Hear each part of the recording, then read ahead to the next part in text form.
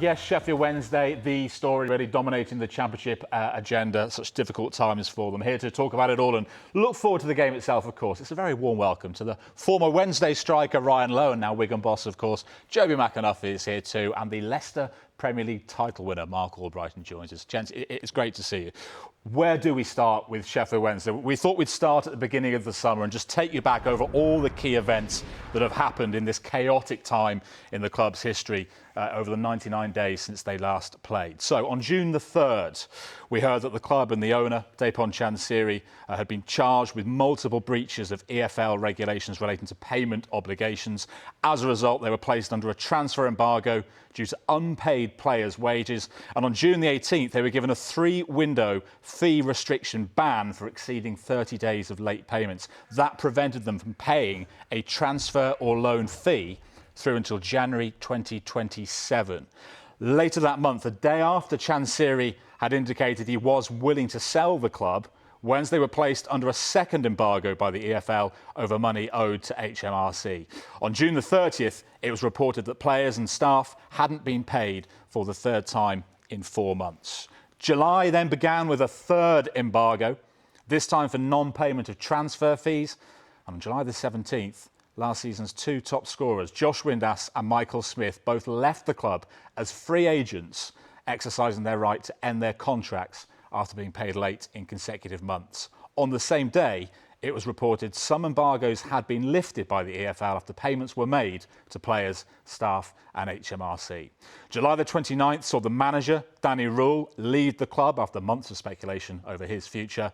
And the following day, more bad news as Sheffield City Council banned Wednesday from opening the North Stand at Hillsborough due to safety concerns. On the same day, it emerged that the players hadn't been paid on time for the 4th time in 5 months. And on August the 2nd, the players refused to play in a behind-closed-doors friendly against Burnley. That game was cancelled. Then, on Wednesday of this week, we received this statement from the EFL, which confirmed today's game could go ahead, but it said, the EFL stands alongside all those associated with Sheffield Wednesday who are deeply concerned and frustrated by the ongoing and developing challenges at the club. The league wants to see a strong, stable and competitive Sheffield Wednesday, and for that to happen, we are clear the current owner needs either to fund the club to meet its obligations or make good on his commitment to sell to a well-funded party for fair market value, ending the current uncertainty and impasse. We continue to pursue options available to us to resolve the current challenges, and to that end, the league is currently in advanced discussions with Mr Chansiri's legal advisors on formalising a process around divestment of his shareholding in the club. And then finally, to bring you fully up to date, we got the news just a couple of days ago on Friday that there was some good news. Players and staff had been paid their outstanding wages after the club received its Premier League solidarity payments.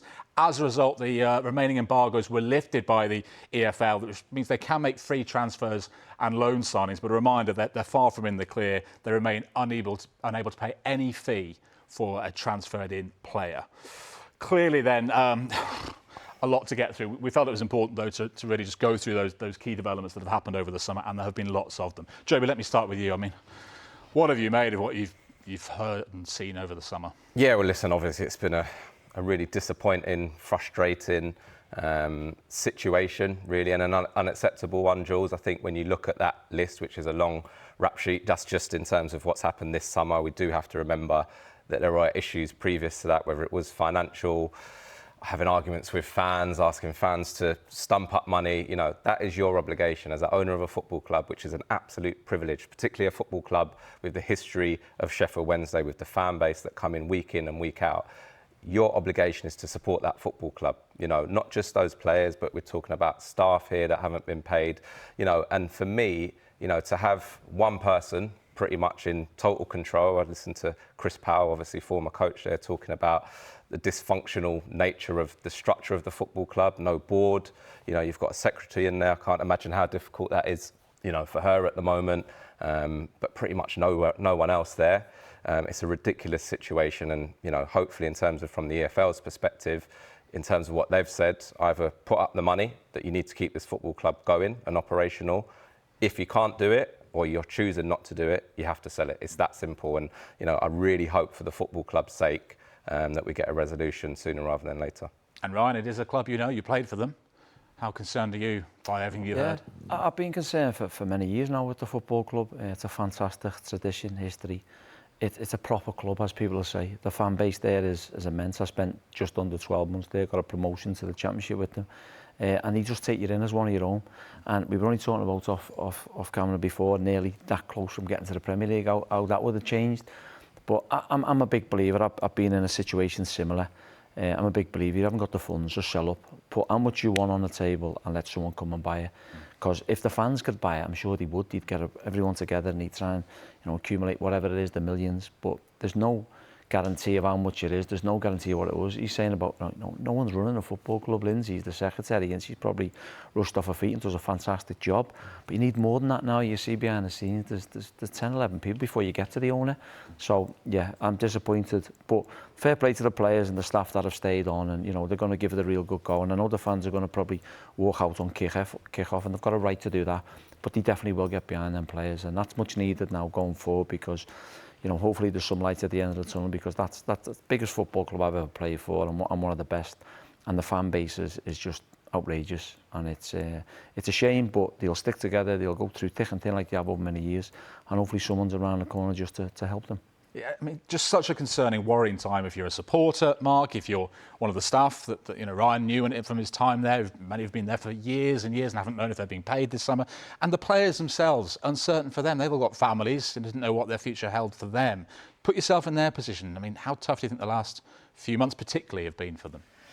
Yeah, I think they'll be happy today just to get on the field and concentrate on football just for 90 minutes, because it's just a never-ending cycle of what seems to be happening this summer.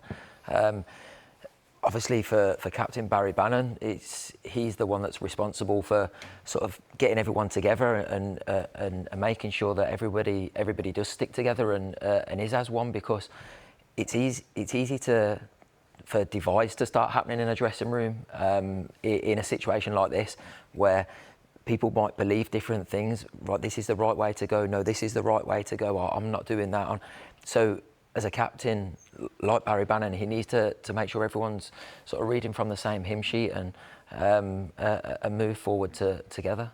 We're going to hear from Barry Bannan very shortly. Before we do, Jobi, I mean, you know all about the impact something like this can have on a fan base. Leyton Orient, obviously a club that went through difficult times as well. You must be able to really empathise with the fans on what they're going through, the angst and stress at the moment. Yeah, because I think it feels as though they're the ones most impacted, you know, in terms of how much they put into the football club, of course with the staff as well, and a lot's been said about the players, but you've got people there that, you know, can't pay their mortgages, Jules, can't, you know, get on with their daily lives, you know. And I just feel, you know, when you are a fan, all you want really from your football club, certainly as an owner, is someone who cares as much as you do, you know, and also the impact that it can have in that community, you know. And I think that's something that clearly from his point of view, he's not engaging. You know, there's almost a disrespect, really, I think, towards that fan base that has been so loyal.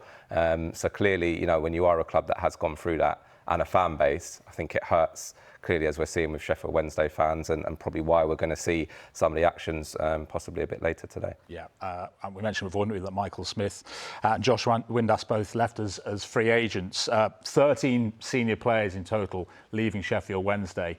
But as the guys have been discussing, Barry Bannan has stayed. He has signed a new contract, the captain, of course, which takes him into an 11th season at Sheffield Wednesday. Let's hear from him now with David Craig. Barry, this has been a very difficult and perhaps emotional time for everybody at Sheffield Wednesday, not just the players, but the people that do the kit, the ground staff, and obviously the supporters. Can you put into words what the last few weeks have been like? It's been testing, obviously. You touched on there, it's been testing for everybody at the club. But we've come through it, we've stuck together, and like you said, it's getting to the big day today, so we're all looking forward to it and concentrating on what we're here for. From a mindset point of view, with what you've had to deal with, where are the players in that dressing room at this moment in time? Well, we're looking forward to the game. As you know, football takes your mind off a lot of things when you're out there playing games. So this is no different. It's obviously the last few months have been hard to pick the boys up, But I'm proud of the group of people in there and the staff and everyone at the training ground. We've all stuck together and been professional and got on with our jobs. There's been a lot of talk around potential new owners. Has anything been translated to you players as to who that potentially could be at this moment in time, and if indeed it will happen at all? No, not at all. We're at the training ground doing our jobs day in, day out. We hear about it the same way as everybody else on Twitter or social media, but no, we've not been told anything, and we just go about our jobs as we do. You've come here obviously to win a football match today and compete in a football match. Your supporters are obviously going to put on a protest. They made that very clear. Do you understand that, or does it make your job also more difficult as well? No, not at all. We're focused on, like you said, coming here and winning the game. I know a lot of people are probably going to write us off this season, but we know what we've got in that changing room. And when the fans do eventually come into the stadium, we know they'll be right behind us as well, and that's powerful. So, no, it don't affect us. Our job's to compete on the football pitch, and that's what we'll do. Just finally, you've been very good. Just to pick up on that point, you're suggesting there's a real desire in that dressing room and some real character to prove everybody wrong in a very difficult situation. Yeah, of course, it's brought us together a lot more. There's obviously very light in numbers, but we've got more than enough still in that changing room. There's a lot of experience in there as well. So we're going to be underdogs this whole season probably with a group of players that we've got. But it's looking up. Hopefully we know what we can do. We hopefully get a few more in to help us as the weeks go past. And we're looking forward to the season. As I said, it's a challenge for us, but it's one that we know that we're capable of achieving.